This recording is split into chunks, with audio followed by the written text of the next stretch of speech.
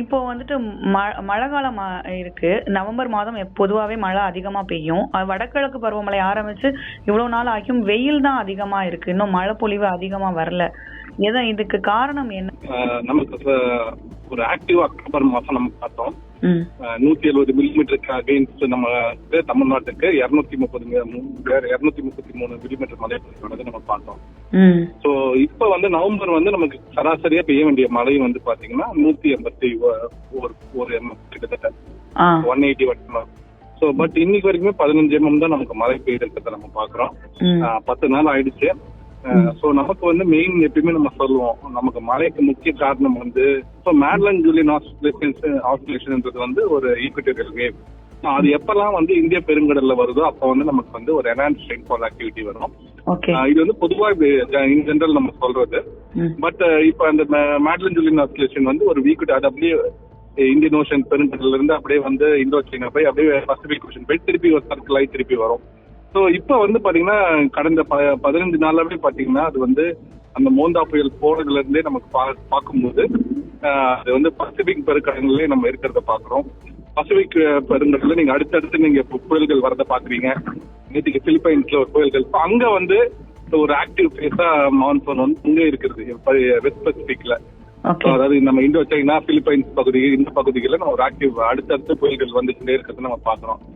But இங்க வந்து பாத்தீங்கன்னா ஒரு சப்ரஷன் சொல்லுவாங்க. ஒரு ஆக்டிவ் ஃபேஸ் அங்க இருக்கும்போது இந்தியோட சப்ரஷன் ஃபேஸ் நம்ம இந்த சைட்ல இருக்கிறத பார்த்தோம். 15 நாட்கள நமக்கு வந்து பெருசா எங்கேயுமே மழை பொழிவில்லை. ஒரு ட்ரை ஃபேஸ் பாக்குறோம். நார்மலா ஒரு 4-5 நாள் ட்ரை ஃபேஸ் திருப்பி அடுத்த ஒரு மழை வரும். இப்போ வந்து இது ஒரு ப்ரொலாங்டு லாங் ட்ரை ஃபேஸா நம்ம வந்து பாக்குறோம். ஸோ இது வந்து அடுத்த சில நாட்கள் வந்து மழை பொழிவு வந்து வரதுக்கான வாய்ப்பு இருக்கிறது பாக்குறோம். பர்டிகுலரா அந்த 16th or 17th to 19th வர ஸ்பெல் வந்து கடலோர மாவட்டங்களுக்கு ஒரு நல்ல மழை இருக்குன்னு எதிர்பார்க்கிறோம். இன்னைக்கு நாளைக்குல கொஞ்சம் ஆங்காங்கே ஏதாவது மழை, லேசான மழை, அந்த மாதிரி தென் மாவட்டங்கள்ல மழை அப்படி இருக்குமே தவிர பெரிய மழை அப்படின்றது வந்து கொஞ்சம் நல்ல மழை அப்படின்றதுல வந்து நமக்கு வந்து அந்த 17ஆம் தேதி 16, 17 to 19, 20 அந்த 3 நாட்கள் முன்ன பின்ன ஒரு நாள் இருக்கலாம்.